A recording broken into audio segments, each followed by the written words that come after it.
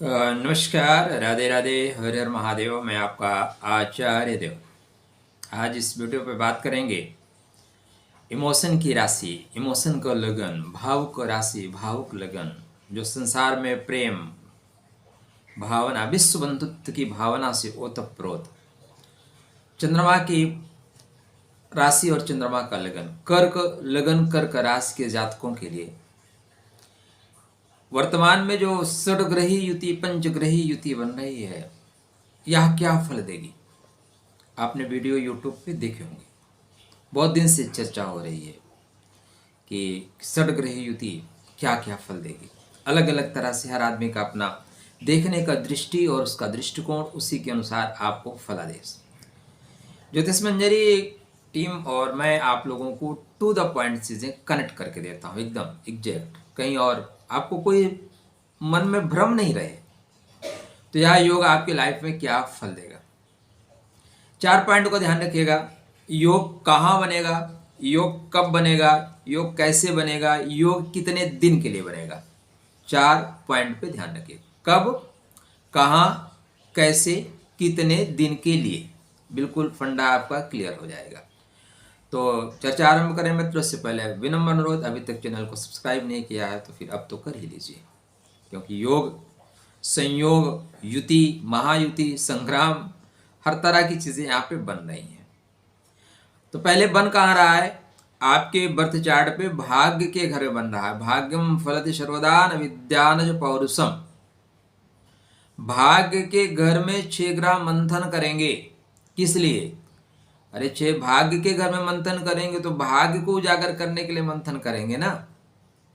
अब कोई अगर समुद्र में मंथन करेगा तो जमीन, पानी के नीचे कुछ खोजना होगा तभी तो जाएगा। कोई अगर पता लगा पर्वत पे जाके कुछ खुदाई कर रहा है तो उसको रेत चाहिए या तो रत्न चाहिए। जमीन में खुदाई कर रहा है तो उसको पानी चाहिए, ठीक है ना। अब वो अरब देशों में खुदाई कर रहा है तो तेल चाहिए, सीधी सी बात है। तो कहाँ पे हो रहा है मंथन? भाग्य के घर में, धर्म के घर में। तो धर्म से संबंधित चीजों का सृजन किया गया। 6 ग्रह बैठे हुए हैं, 6 ग्रहों की युतियां, 6 ग्रहों का सम्मेलन। तो आपके धर्म के घर में 6 ग्रहों, देखो हर व्यक्ति का अलग अलग फंडा है। हर व्यक्ति के चार्ट में उसके ग्रह उसको अलग अलग तरीके से फल देंगे। अब किसी के लगन में बन रहा है तो उसके लिए अलग फल मिलेगा। आपके बर्थ चार्ट में नवम भाव में बन रहा है, इसको बोलते हैं धर्म का घर। यह पूर्व जन्म की शुभ एनर्जी को लेके चलने वाला है।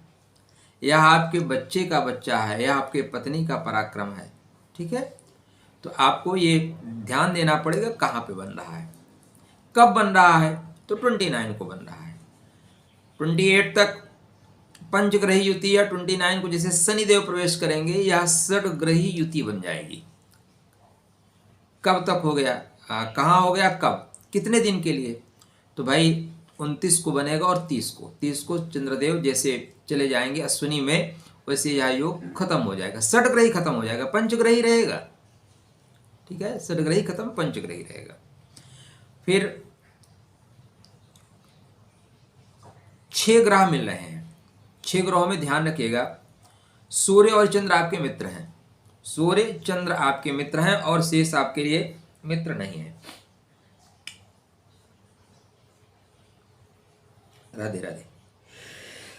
शिव शिव शिव शिव शिव शिव।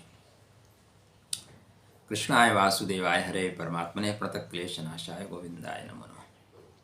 तो ध्यान देने वाली बात यह है कि यहाँ पे 6 ग्रहों की जो युतियां हैं उसमें सूर्य चंद्र आपके साथ साथ हैं, बकाया आपके साथ नहीं है। आपके साथ नहीं मतलब 2 ग्रुप बनेंगे, देव ग्रुप, दानव ग्रुप।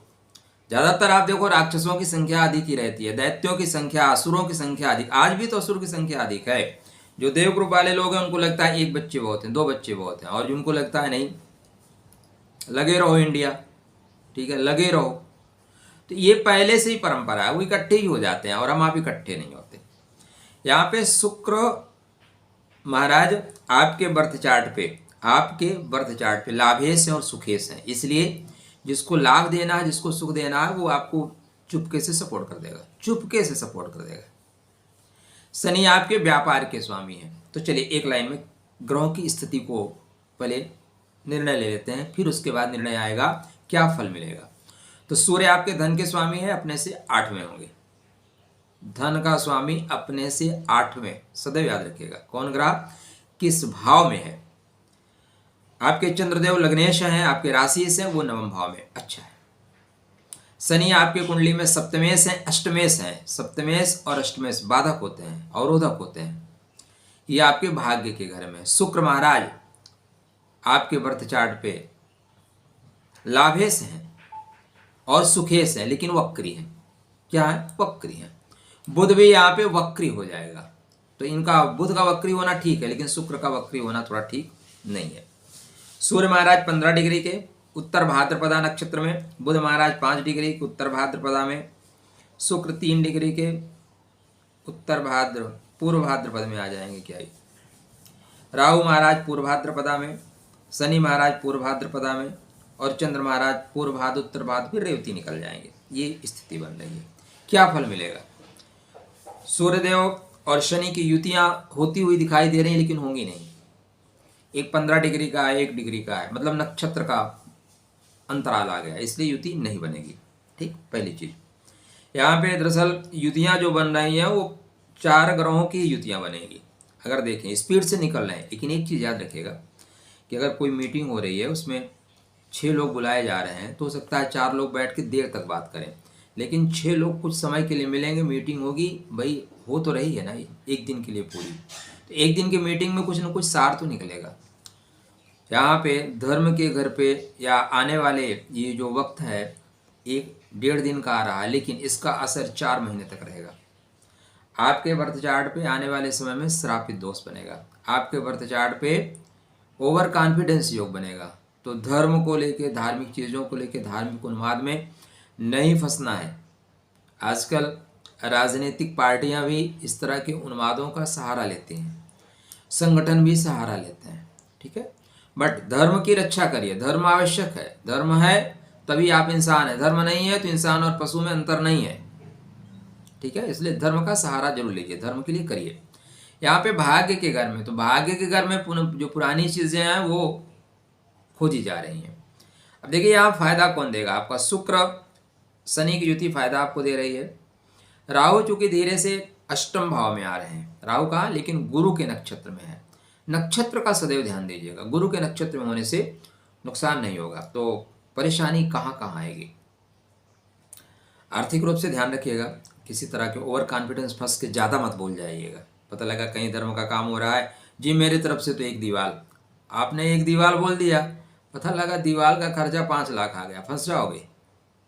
मेरे तरफ से ये नहीं, पहले एस्टिमेट पूछ लो भैया कितना है, फिर उसके अनुसार बताओ। ज़्यादा लंबी फेंकने के चक्कर में फंस जाओगे।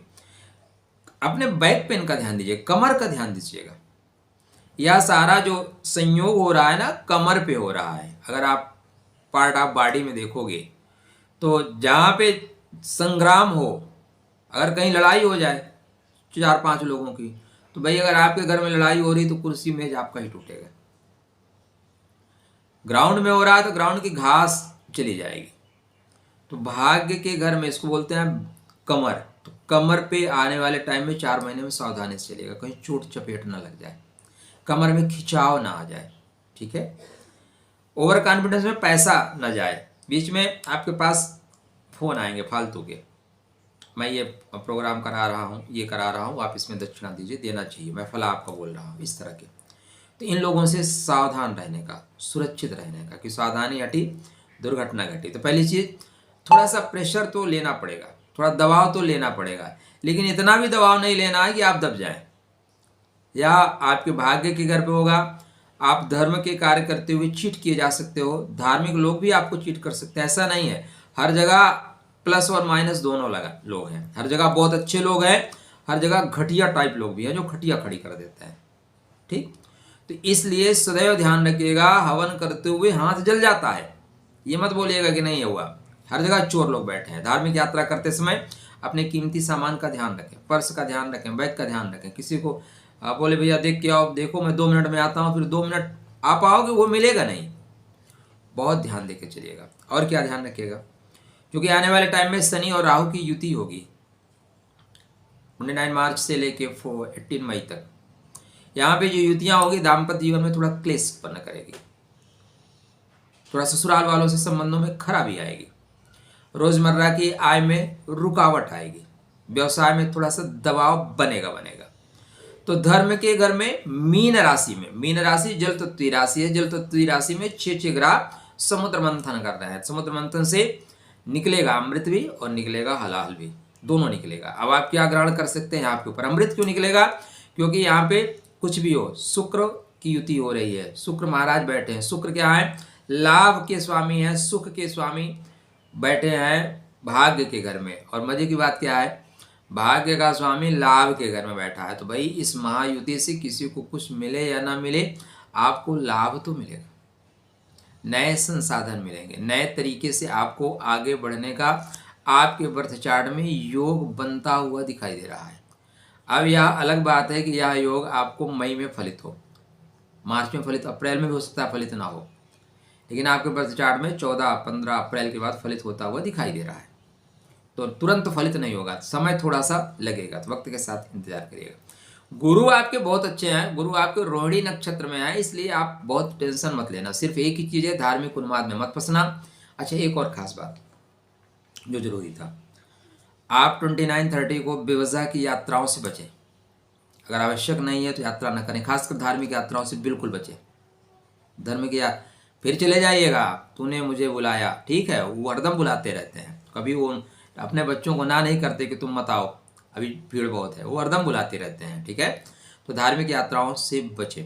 कोई बेवजह अगर आपको नहीं जाना है तो इस दिन घर में रहें। 29 तारीख 30 तारीख रिलैक्स।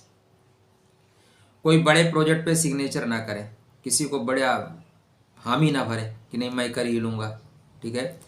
और इस बीच में यहाँ से लेकर 18 मई तक कोई बड़ा प्रोजेक्ट आ रहा है, उसको 2 बार आप वकील से दिखाइए, खुद देखिए।